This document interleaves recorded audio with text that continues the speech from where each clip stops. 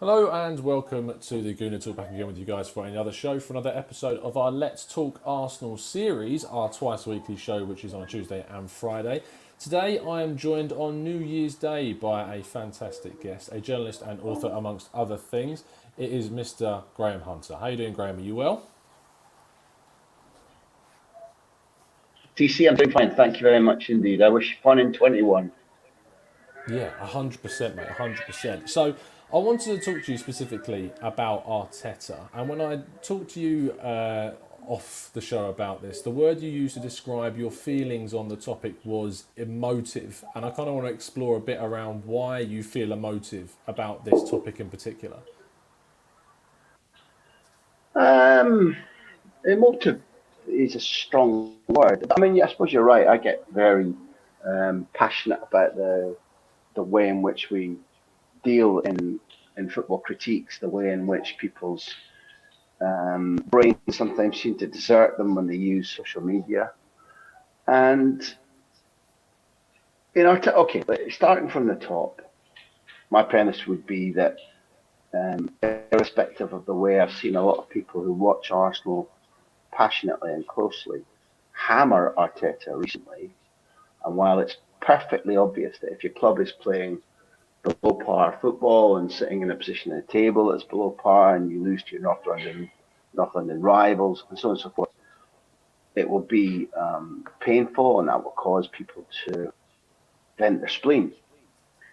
But number one, in my life, I've been party to similar situations often. So, for example, as a fan, when Alex Ferguson came to Aberdeen at first, the initial months were extremely bumpy. It didn't look like anything was going to be won. There was great upheaval in the dressing room. The man that would now be considered our greatest ever player wasn't fancied by our greatest ever manager, but there was upheaval, there was aggression, and it looked like a bad move. I was a reporter when Sir Alex Ferguson took over at Manchester United, and it famously took him a long time to steer that ship. And I use his name because, objectively, he will be in the discussion for the greatest British coach that's, or manager that's ever existed. You can oppose it, you can put other names, but he's in the discussion. Um, at first when Arsene Wenger took over at your club, you could talk about similar breaking time, if you want to use an HGV analogy, and turnaround time, but also mistakes of the novice, mistakes of somebody who's changing culture, somebody who is, no matter how experienced, learning on the job, and mistakes induced by environment. And I'll just use one more comparison, but Frank Rijkaard at Football Club Barcelona had a disastrous first 6, 7 months. Many on the board wanted to sack him. He stayed on, won the title twice in the bounce after a 6-year trophy drought, won the European Cup again against your mob. And people that are listening to Guna Talk right now um, can have their own names, can have their own examples. But what I don't like at the moment is that whatever anybody individually, objectively thinks about Arteta, and it may well be that I think better of him than many of those who wear red and white and a cannon on their crest. The fact is that he's coming to a situation which I think is pretty invidious.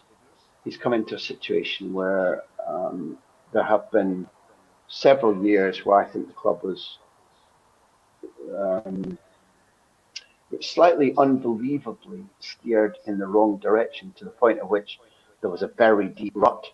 I think that during Arteta's reign, the club has moved in directions which are extremely negative.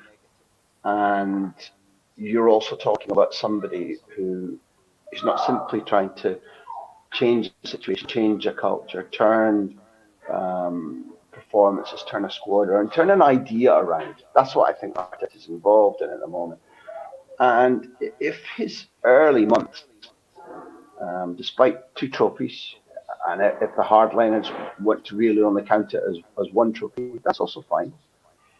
And in acknowledging that Arteta has made, clear and palpable errors, I think if you've got the telescope the wrong way round and you're judging him on those alone and not standing back and looking at the bigger picture, then there's a danger that a head of steam is built up such that there's a negative culture around assessment, that there's potentially, in my view, Tom, an extremely good coach manager who can be tossed by the wayside because of the vitriol, because of the anger.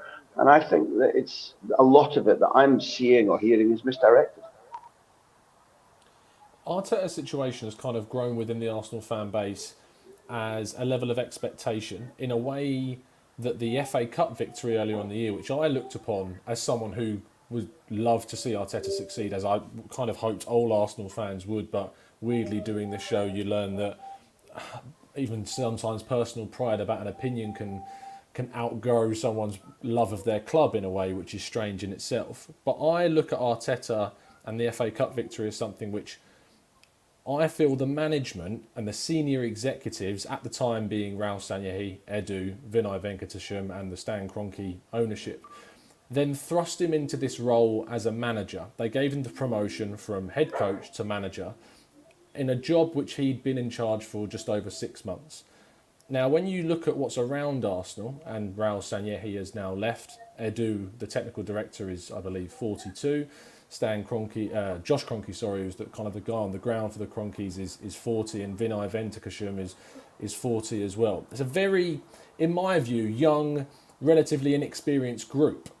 Has Arteta got enough individually with his own coaching ability to not only be a head coach, you feel, but a manager of a football club the size of Arsenal? It depends on what you define the manager as needing to do. It's a word which is in flux over my working lifetime. Because initially, typically as the British culture, if you were a coach, you were a couple of rungs down the ladder, you were paid less, you had less influence, you were regarded in a different way, and being the manager was everything. And that's true of British football up until relatively recently. Now that I know that you're educated in terms of the cosmopolitan nature of football beyond North London, therefore it's a word which is open to interpretation. If you mean a manager as in, he's got to be coach and general manager of the club too, then yes, no. And with a club like Arsenal, I'd say that it's now almost impossible for there to be a manager coach figure that assumes the level of importance, control that, let's just pick two, Wenger and Ferguson had in the modern era when the clubs had outgrown the ability of anybody bar them to have such broad control over a number of subjects. And if Arsenal think that's what he was promoted to, and I'm not convinced they do, then it's not just a poison chalice, it's going to be too much. If being a manager and coach, in this instance at Arsenal, means having a much firmer control of everything around the football development of the first team squad and a line management responsibility for what Per is doing at youth development level, if it means that he has got a manager's say in signings, sales, promotion in the youth ranks, training facilities, medical developments, all a wide range of aspects that stick, that the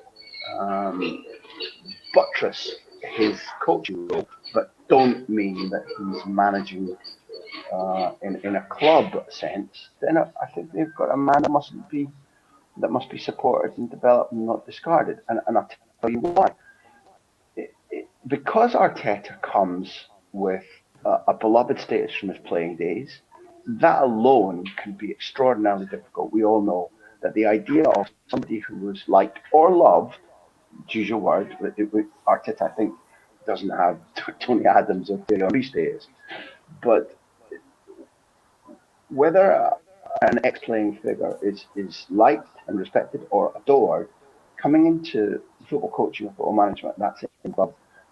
There is absolutely no guarantee, even for the talented ones, that their understanding of the comfort of their fit, that their understanding of what a club thinks like and wants is going to lead to success. That's already something that Arteta has to cope with. Secondly, in full first team management and senior coach, like being the boss, this is brutally new for him.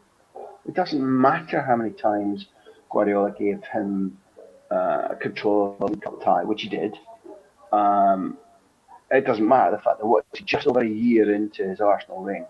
That is, I made the comparison of Rijkaard and Wenger and Ferguson. Each of whom have gone on to either massive success or to become greats. And if you judged them a year in, you'd have misfucking judged them. You know, Tom, that no matter how many people out there think, oh, Graham doesn't know, I know Arsenal inside out, and X is wrong and Y is wrong. I will pit my knowledge and experience against anybody in saying that if you judge somebody irrevocably after a year's work, particularly in because neither for Ferguson nor for Wenger, or even for Rijkaard, who was closer to Arteta, was it their first job, and it is in Mikel Arteta's case.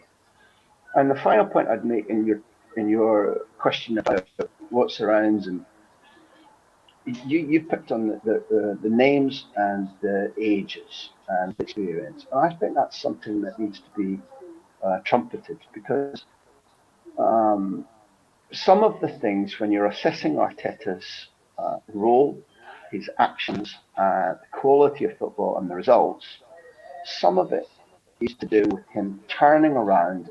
And I think maybe I said or hinted at this last time. I'm not going to apologise to those who I offend, but I know that there's something holy and sacred about his name, and I do regard him as having been a great British football, not just Arsenal. But he took a bad wrong turn in later years, where he felt that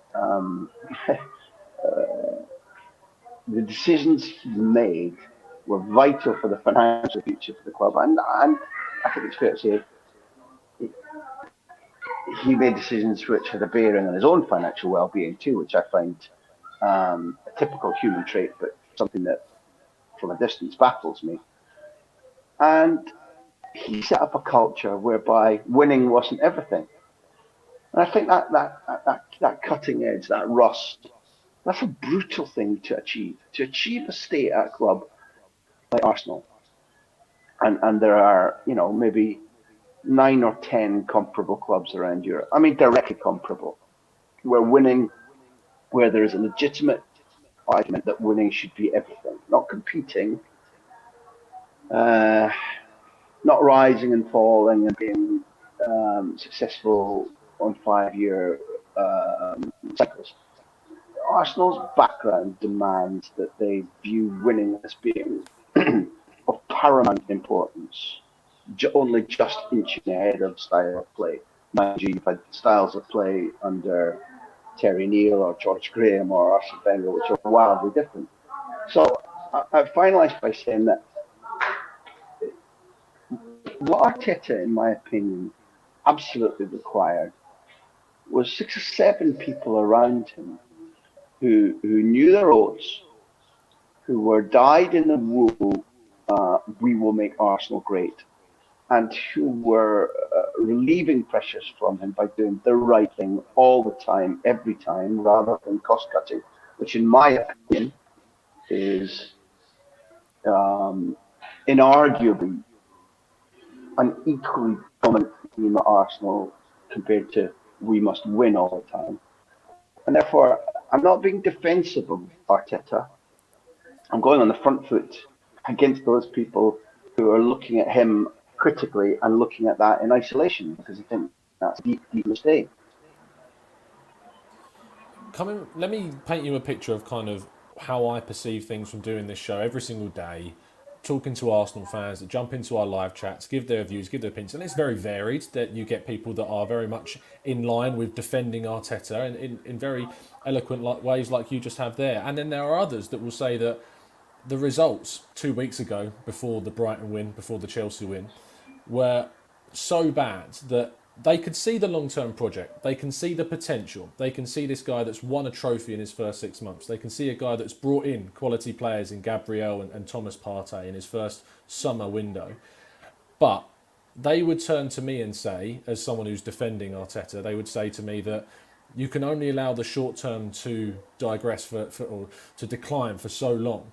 And with one win in his last 10 games before Chelsea and Brighton, at that point, many fans were willing to jump ship.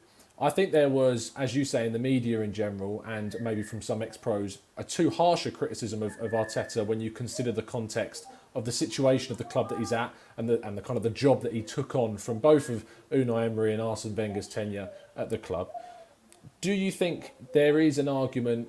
Do you think it's a legitimate argument to say that the short term has to be looked at as a serious thing when Arsenal were just mere points off the relegation zone? Or should your message be to Arsenal fans to stick this out, to continue on with the potential this guy has? You will go backwards initially, but once he gets more players in that he wants, once he gets his philosophy stamped on the club more seriously with time, the rewards will be beneficial. Neither, Tom, neither. Okay. Neither, because my argument is it takes themes from both of those standpoints that you raised, right? So I'm not saying I'm diverted hugely from the paths you set out there, but I don't. They definitely haven't summed up my argument. My argument is this: Okay. Arteta is fiercely talented, and Arteta is the right man for what Arsenal needs right now. What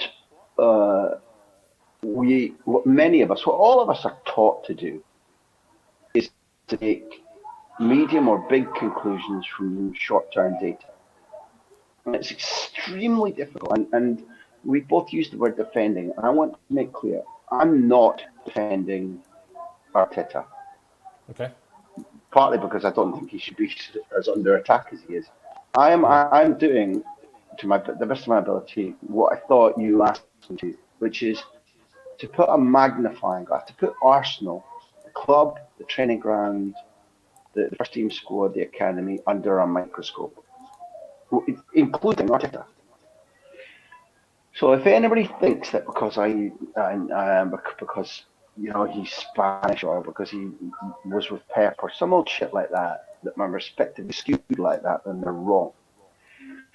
What I argue is this, and that's why I drew comparisons to begin with. What he came into, in my view, was a mess.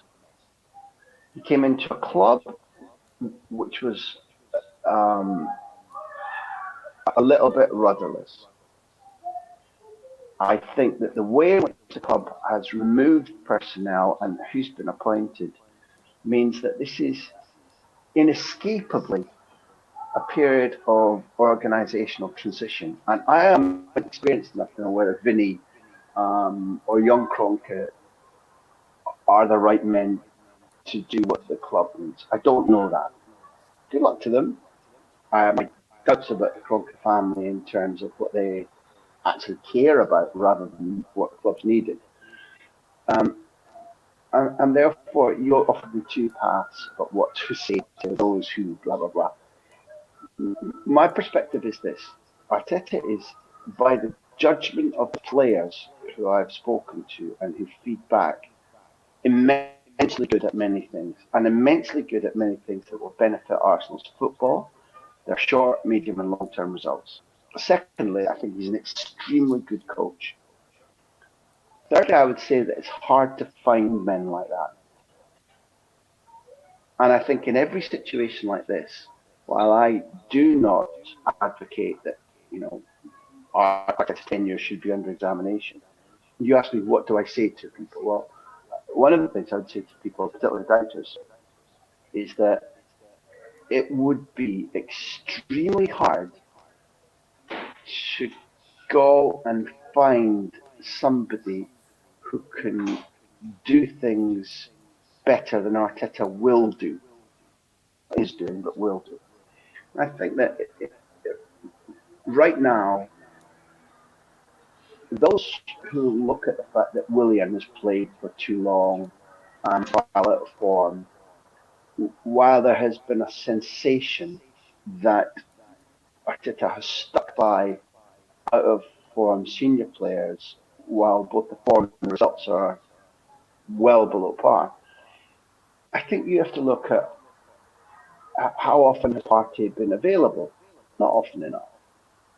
Will he begin to make a difference to the the playing idea of the side? Will he be complementary to some of those players who give more, who not give more as in terms of how hard they try, but who will produce more because of Partey's presence? Um, Gabriel has been a boost, obviously, and uh, there's an issue about how he and Murray played together. But Murray was in the club long enough to show that he was going to be useful, and then injured. Perpetually injured.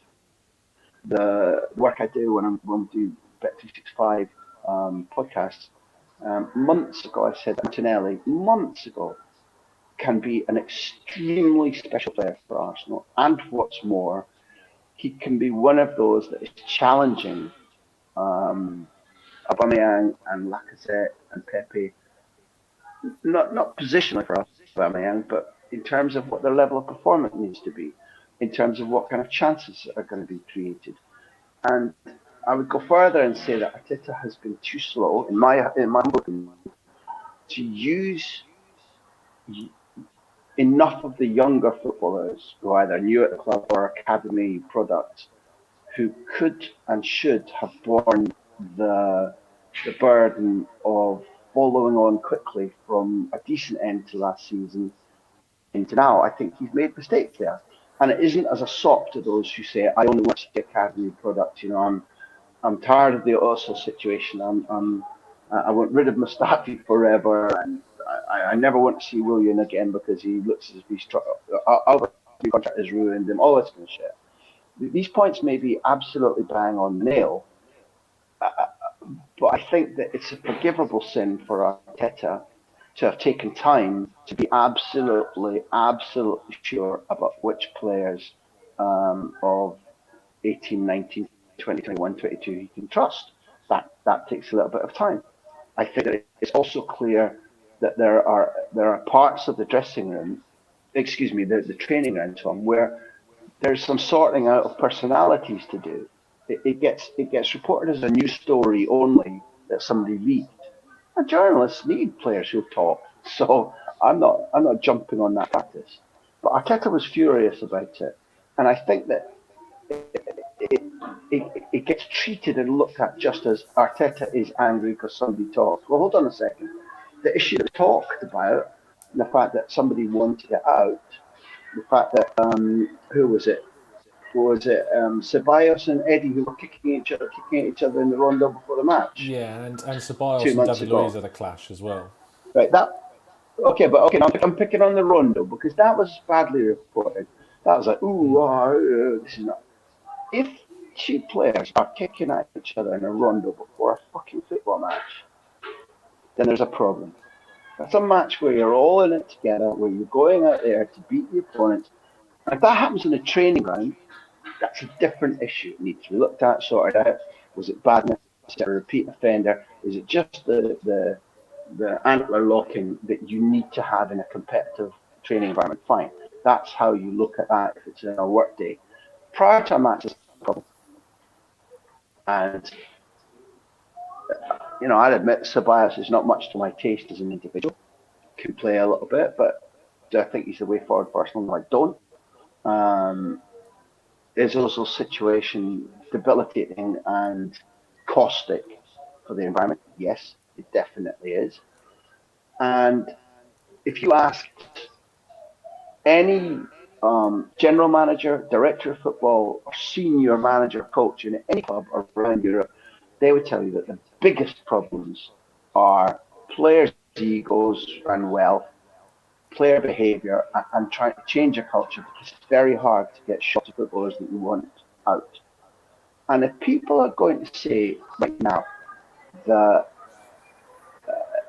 all of this is somehow Arteta's fault, given that it existed and much more virulently than during Unai Emery's days, he, again, is a good manager and didn't cope and was pumped pretty quickly when things seemed to be running out of control. You can't keep pumping the coach or the manager and ignoring the central problem and how long it sometimes takes to cure. That is a central issue. You can't. You can change a formation. You can decide and change on a playing style. You might not achieve the change from morning to afternoon. You cannot change atmosphere and culture and dominant personalities in a training ground or in a dressing room from night to day or even from month to month, because it takes longer to chip the bad ones out. And listen, Tom, I'm going to finish on saying that, in my humble opinion, as good as Leno is, um, I have no doubt that Emi Martinez's personality and skills were needed at Arsenal. When you look at his performance at Villa, goals against, number of saves, percentage of saves, it emphasises what I think everybody at Arsenal knew, that he's an issue goalkeeper. When you look at his personality, when you look at his attitude and his will to win, that was something that should have maintained at Arsenal. And the dialogue was like this. Emi Martinez said, "Look, I want to stay in my place, but I'd like to be able to play some of the cup games in Europe." And Arteta went, "No, I want a first choice keeper." And Martinez wasn't. So it wasn't like Arteta saying, "I don't rate you, you're out." One guy, the boss, wanted one thing, and naturally the other guy wanted to go and seek his career. So that's all fine. But I think he's a loss. And I think he's a loss on a daily basis, because he has the kind of behaviours, attitudes, standards that needs to be replicated. And clearly there are many like him, but there's some rooting out to be done, and he has the characteristics that Arsenal needs more of. It's going to be interesting in the summer when there are several players out of contract, as also Socrates, Mustafi, David Luiz. There's going to be a big turnaround soon, and that will be the making or breaking of many things in regards to decisions that are made in that transfer window and in January, of course. I'd like to thank you for your time, Graham, this evening. Apologies for the technical issues we've had, and I hope you enjoy a wonderful 2021. Yeah, look, thank you. And what I'd say to you is good luck in your quest to find out what's going on, because it's pretty important both in English and European football that a club of the size and ambition and reputation of Arsenal begins to play attractive football again, and win. But in my opinion, you're further down the road than many of the fans seem to think. I agree with you. I 100% agree with you. Thank you for listening, people. I hope you've enjoyed today's show. If you have, drop a like on the video. Subscribe to the channel if you're new. We have got another show coming out a little bit later today talking about the impacts of Brexit on Arsenal, if you're into that sort of thing. So I hope you enjoy. We'll see you again very, very soon. And as always, up the Arsenal.